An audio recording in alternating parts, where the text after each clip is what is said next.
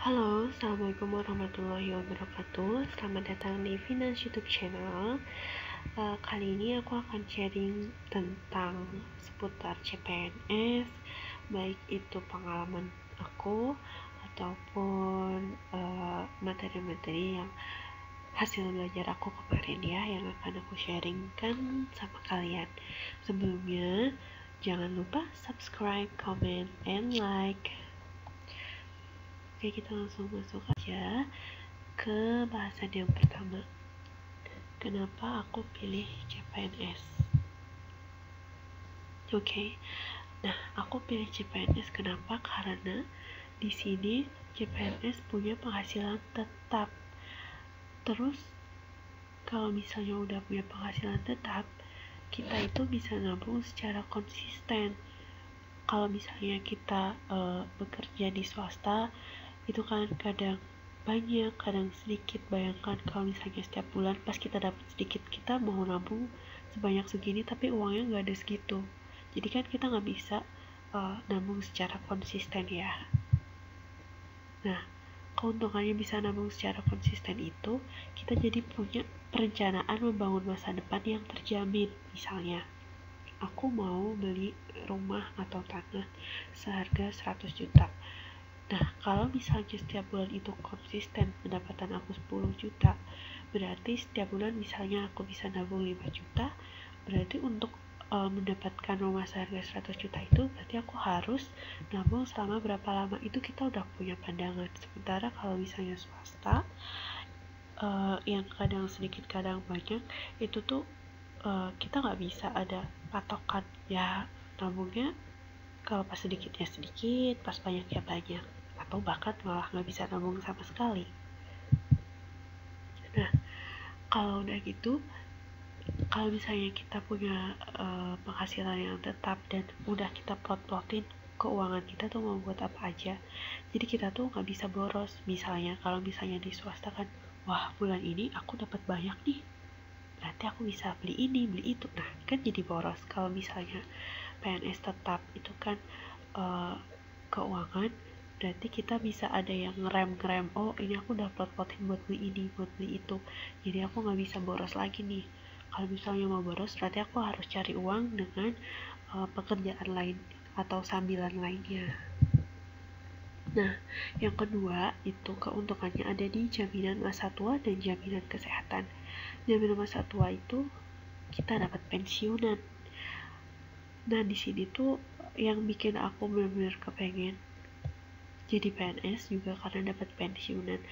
Kenapa? Karena nanti di masa tua kita nggak usah ngerepotin anak-anak kita lagi, kita tinggal nunggu uang, bahkan kita malah bisa ngasih anak-anak kita, ya kan? Selain itu ada BPJS, kita nggak usah ribet ngurusin BPJS, dan nggak usah mikirin aduh ini belum iuran BPJS, tapi semuanya langsung ke cover, diurusin sama pemerintah. Yang ketiga adalah pengabdian negara. Oke, mungkin agak sedikit klise buat sebagian orang, tapi menurut aku jujur,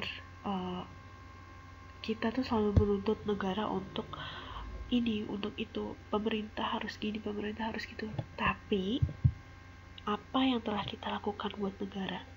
Gak ada, belum ada.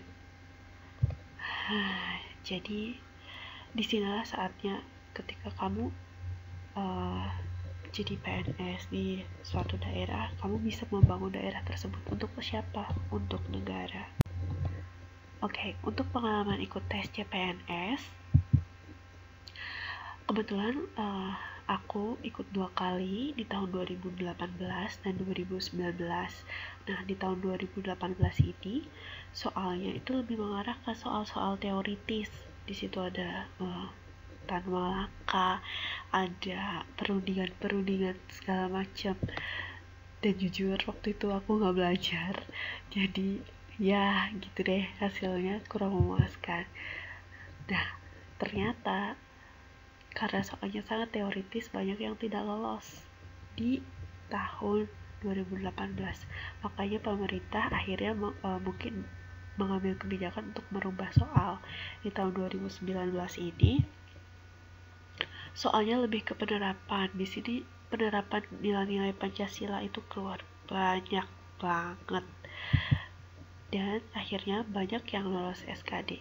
Nah, terus dengan mengikuti kedua seleksi yang ternyata itu pola soalnya sangat berbeda, jadi kesimpulannya adalah penting banget untuk menguasai materi SKD.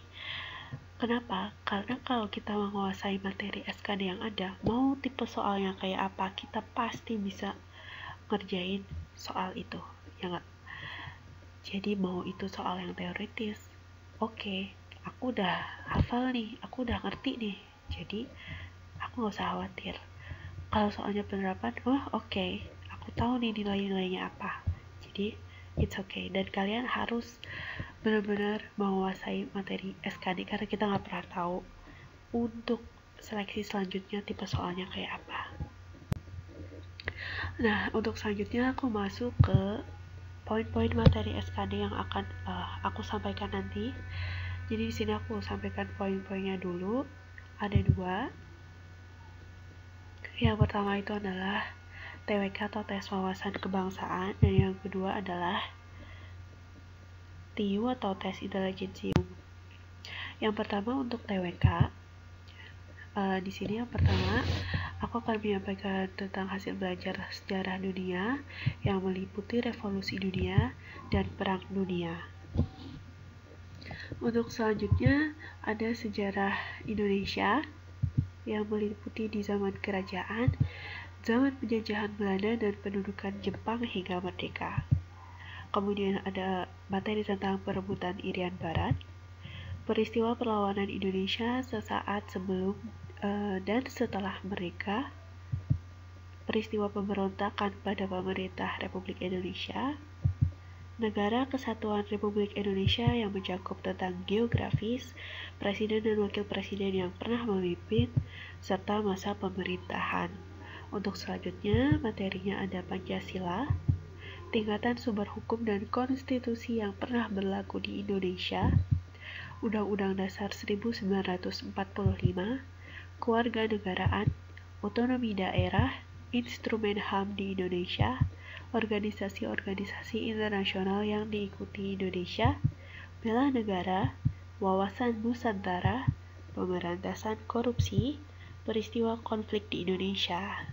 Jadi di sini kemarin waktu tahun 2019 peristiwa konflik di Indonesia ini keluar soal di aku itu tentang Pulau Likitan. Ya, untuk materi TIU atau tes intelijensia umumnya, kita akan sampaikan tentang jenis-jenis bilangan, satuan ukuran, kemudian hitung cepat, ukuran sudut yang dibentuk jarum jam, persentase, hitung dagang, skala dan debit, kemudian materi tentang faktor bilangan FBB dan KPK, statistika, perbandingan, persamaan, pertidaksamaan, selanjutnya ada jarak waktu dan kecepatan, ada himpunan, bangun datar, bangun ruang, barisan dan deret, logika gambar, dan yang terakhir adalah penalaran. Mungkin selanjutnya saya akan menyampaikan tentang sharing belajar mengenai materi TWK, jadi ditunggu aja ya. Jangan lupa subscribe, comment, and like. Wassalamualaikum warahmatullahi wabarakatuh.